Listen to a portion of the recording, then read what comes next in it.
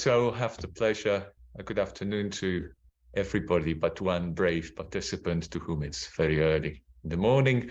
I will have the pleasure of chairing this session, and my only request to all the wonderful speakers that we've got lined up for this afternoon is that they try as much as possible to adhere to our schedule so that we've got some room left for questions and discussion, although there will also be, as I think was the case previously, a room at the end of the sessions, right? There'll be a general discussion, right, Clelia? There will be. Okay, cool. So it is with even greater pleasure that I introduce the first two speakers for today, Elżbieta Jung and Robert Podkonski. We are actually quite fortunate because I'm probably the only person beyond these two that can actually pronounce the names correctly, since I'm the only speaker of Polish here beyond them. So Elżbieta Jung is a chair of history of philosophy in the Faculty of Philosophy and History at the University of Łódź in Poland, and the director at the Center for the Philosophy of Nature at the same university. And she's mainly interested in the 14th century English philosophy and theology, in particular Oxford calculators, history of science, history of mathematics. And with her co-author of this talk, she recently published a book, Towards the Modern Theory of Motion, Oxford Calculators, and the New Interpretation of Aristotle, which was published in the University Press of or the University of Łódź. And the other co-author, Robert Podkonski, is also affiliated with the Center for the Philosophy of Nature and the Department of the History of Philosophy at the University of Łódź. And I think shares most of Elżbieta's interests. So he's interested in later medieval and early modern science in general, and in particular in the 14th century Oxford natural philosophy in the works of Richard Covington and Richard Swinehead. And they're presently, so both Robert and Elżbieta, preparing the critical edition of Richard Covington's commentary on the De Generatione and Corruptione. So the talks that they'll be presenting to us today is titled A New Understanding of the Concepts of Points and Limits in the 14th Century Philosophy of Nature in Oxford. And I think we're very much all looking forward to what they've got to say. So the floor is now all yours. Thank you very much, Kamil. And I must say that, of course, Robert has to share my interest because he was my PhD student. So it is always the case, and usually the case. Hopefully he likes this subject as well, which is also nice. So we shared also our cooperation. I will read and he will show you some pictures. So I start now. At the beginning of the 14th century in the Oxford University, there appeared somewhat untidy band of indivisibilists, to use John Murdoch's words. And the informal leader of this group was Henry of Harclay, circa 1270, 1317, then Chancellor of the University. In one of his theological questions entitled, Could the World Last Eternally into the Future, which in general concerns the question of the possible eternity of the world, Harclay takes the challenge of defending the atomistic theory of the composition of all continua, that is, of mathematical beings, material entities, and time. Within this question, Harclay invokes and supports, among others, Robert Grostast's ideas, but most of his considerations are aimed at the common logical and geometrical arguments against atomism. Among these, we find the concentric circles and incommensurability of the diagonal and the side of the square you can see at the picture, mentioned during our previous meeting by Cecilia Trifoli. The closer look at Henry of Harclay's reasoning assures us also that few of his argumentations were specifically against the sophisticated geometrical constructions presented by John Duns Scotus. Let us just hint now that Hartley, like Chatton, adopted here clearly not a strict geometrical concept of point and line, but rather more physical ones, suggesting, for example, that the line must always possess a certain width. This is, however, another story. According to Hartley, each and every continuum is composed of infinite number of points or instants immediate to one another. He refers to the argumentation which, to use his own words, seems inseparable. Firstly, accepting the existence of points in a line, he proves by means of the theological concept and the reductio ad absurdum that there cannot be any distance or line between, say, the first point of a line and the one next to it. The quote is here. It is impious to say that God does not. I have a question. Should I read those quotes, or it's enough when you see it on the screen? Because it takes time. So if you can follow it, I will skip it. I think we can follow Elżbieta. Yeah, so okay, I will skip it. So the proof of this consequence, I will read the last question, the last sentence. By hypothesis, a line falls between this first point and any other point that God perceives. Thus, you are maintaining that God was not perceiving the mean point just now discovered. So the core of this argumentation is that since God can see all the points, it sees all the points in between as well. Next, Hartley provides a proof that the immediate points actually exist and continue in a line, in which proof he refers to the absolute powers of God again. God can corrupt or annihilate the end point of a line without corrupting the line. Assume then that God corrupts only the first point of a line. The line remains and has an actually existing point as its terminus. However, it is certain that there was no intervening line between that point and the corrupted point, since then that line would have been corrupted, which is contrary to what is assumed. Therefore, as God could corrupt the other, that is corrupted point without any intervening line, point necessarily remains immediate to point. It is obvious that Henry of Hartley here exploits the definition 3 from the first book of Euclid's Elements, according to which the ends of a line are points. As long as we accept this definition, together with the absolute power of God, the above presented line of reasoning seems valid and conclusive, what Hartley proudly emphasizes. These arguments persuade me of the truth of the matter more so than do the arguments for the opposite point of view. Among a number of 14th century Oxford thinkers who criticized atomistic theories, the one worth mentioning in the context of our talk is certainly Adam Woodham, circa 1298, 1358. In his Tractatus de Indivisibilibus, written between 1323 and 1331, Woodham supports and develops the arguments of his mentor and friend William of Ockham, arguing against Walter Charlton, Henry of Hartley, and other contemporary atomists. It is important to say that Woodham is one of a few, if not the only 14th century Oxford thinker to mention Ockham by name in his philosophical writings. Referring to Hartley's argument we have just presented, Woodham proposes to understand the term point as the possible cut, incisio possibilis.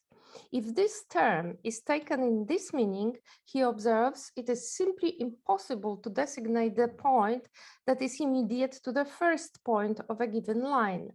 There necessarily must always exist a line between the first point and any other point designated on a given line. Consequently, one cannot state that there are any immediate points in any continuum. And now we have this quote in Latin.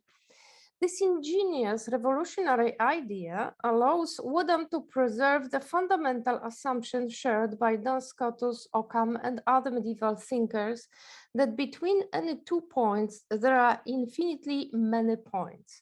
And in this respect, the understanding of point proposed by Woodham is closely reminiscent of the Dedekind's cut concept, according to which between any 2 real numbers, there are infinitely many real numbers.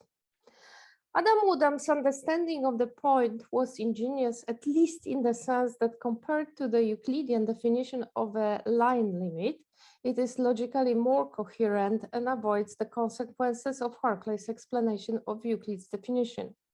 It is worth noting here that at the moment we know at least 2 texts that can serve as evidences that Woodham's concept of point was accepted and developed by his contemporary and later scholastic philosophers. First evidence is the 17th century book of Scotistic philosophy written by Bonaventura Colombo, where we find the following claim. Continuum is not limited nor terminated by a point, but by itself. For that what is limited and terminated is limited and terminated by itself, not by something external to itself, as if it were a point. It seems clear that it is the logical consequence of the concept of point defined as a cut, since if we accept that there are no points understood in a traditional way, serving as ends or limits of any, let us say, line of determined length, we consequently can insist that we do not need any separate discrete entities to state that the line is of a given length.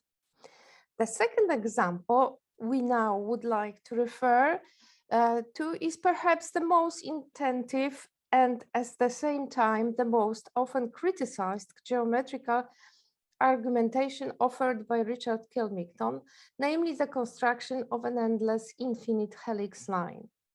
Richard Kilmington, circa 1302-1361, is now widely recognized as one of the founders of the so-called Oxford calculator school. He presented the construction and the analysis of the properties of the linea girativa for the very first time in his commentary on the Generatione et Corruptione dated for 1324 in the 5th principal argument of the second question of this commentary, namely the one entitled Whether a Continuum is Infinitely Divided. Kilmington refers shortly once again to the linea girativa in his commentary on the sentences in the question Utrum unum infinitum potest esse maius alio. Among the scholastic thinkers that later refer to or discuss on the properties of the infinite helix line are William Heytesbury, Thomas Bradwardine, Roger Rossettus, Thomas Buckingham, and John Buridan, to mention just a few most notable names. It is worth noting that, save Heytesbury, all these scholars tried hard to falsify Kilmington's statement that the helix line he described is actually infinitely long. Kilmington presents the construction of an endless infinite helix line on a side of a finitely high column, proposing that every coil of this line is drawn around each of the successive proportional parts, that is, successive halves of the height of this given column, like in Zeno of Valleia dichotomy paradox. Starting from a point on the circumference of the lower base of this column and winding upwards in the described manner toward the upper base. It must be stressed here that Kilmington assumes from the outset that any quantity can be divided into infinite number of proportional parts. In consequence, Kilmington concludes that the line that consists of actually infinite number of coils that together constitute the single continuous line must actually be infinitely long. This conclusion clearly suggests that Kilvington accepted the definition of actual infinity as proposed by William of Ockham in his Expositio of Aristotle's Physics, 1322-1324, written about the same time as Kilvington's questions on degeneratione. When analyzing Aristotle's concept of continuity in his Expositio, Ockham concludes that there must actually exist an infinite number of proportional parts in any continuous entity, be it a physical, that is material being, geometrical entity and quantity, or a period of time. At first sight, in this respect, he seems to contradict Aristotle, who authoritatively stated that the number of proportional parts in any continuum is potentially infinite. Aristotle's conclusion was based on his own common sense observation that the process of dividing any continuous being into its proportional parts simply can never be finished, but will be carried out endlessly. In Ockham's view, however, this last statement leads straight to the conclusion that there must actually exist an infinite number of proportional parts in any continuum, since otherwise, that is, if they were only potentially infinite in number, it would mean, in fact, that there would be a great but a definite number of them. Consequently, the process of dividing a continuum that includes a potentially infinite number of proportional parts could be eventually completed in a very long but finite period of time. And since Aristotle himself rejects such a possibility, it is necessary, Ockham concludes, that in each and every continuum there virtually exist all its proportional parts that are actually infinite in number. In the course of his discussion on the existence of infinite linear girativa, Richard Kilvington notes that a line can be understood as infinitely long in two ways. Firstly, this could be a line, the extremes or limit points of which are infinitely distant one from another. Secondly, this could be a line that consists of infinitely many parts, of which no part of one is part of another, and of which no one part is equal or greater than any other. He unambiguously states that there cannot exist an infinitely long line as described in the first way. Moreover, he notes that in the case of the helix drawn on the side of finitely high column, it would be finite when, since its ends are only finitely distant, and the distance between them is equal to the height of the column. Yet, since there is an infinite number of coils drawn on the side of this column that together constitute this continuous helix line, and each of these coils is longer than the circumference of this column, the helix line strictly meets the second definition of an infinitely long line as formulated by Kilvington. Therefore, he can safely assert that the endless helix line he invented is actually infinitely long. The core of Richard Kilvington's argument for the actual existence of an infinitely long helix line drawn on a sign on a column of finite height, nevertheless, is the concept of the upper external limit of such a line. While the starting point of the helix line belongs to the line itself in a strict or strong sense, there is no such final point of this line, even if in its upper end the helix line is immediate to the circumference of the upper base of the column. Kilvington clearly concludes that the circumference of the upper base of such a column constitutes the external limit of the infinite helix line. In his view, the statement that the infinite helix line is immediate to this circumference, that is, there is no distance between this line and the circumference of the upper base, does not contradict the claim that the helix line and the circumference have no common points. What is more, the above mentioned property of the endless infinite helix line does not contradict the statement that there is a finite distance between both extremes of this line. In Kilvington's own words, the infinitely long helix line and the circumference of the upper base are contiguous but not continuous. The helix line has two limits, one which is intrinsic to it and the other which is extrinsic to it. And by the intrinsic point of any line, I understand the point that belongs to this line or is in this line. And thus B, you can see it on the drawing, has one intrinsic point, namely the one in the limit where it begins.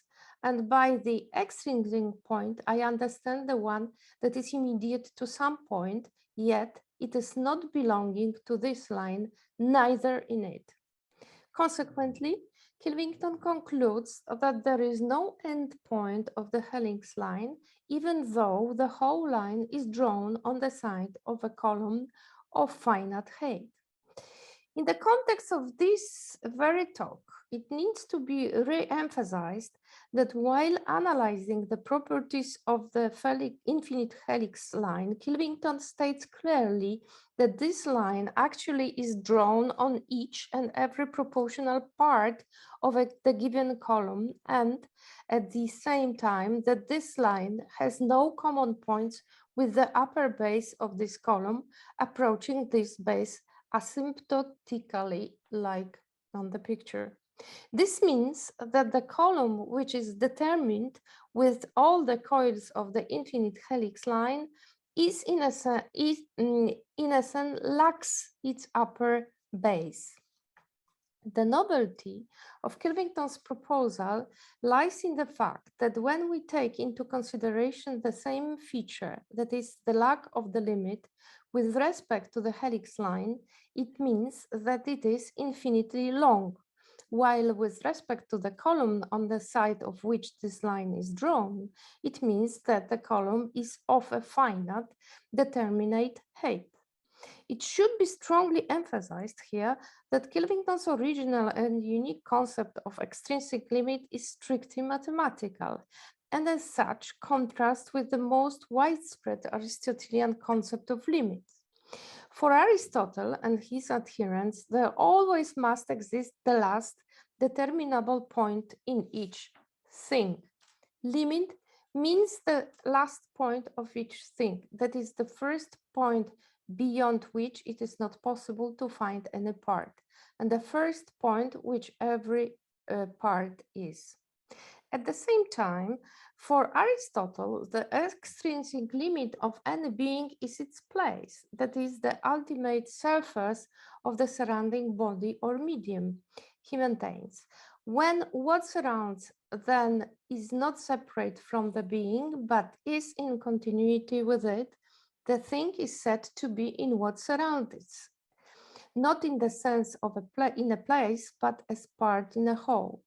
But when the thing is separate and in contact, it is immediately in the inner surface of the surrounding body. And this surface is neither a part of what is in it, nor yet greater than its extension, but equal to it. For the extremities of things which touch are coincident.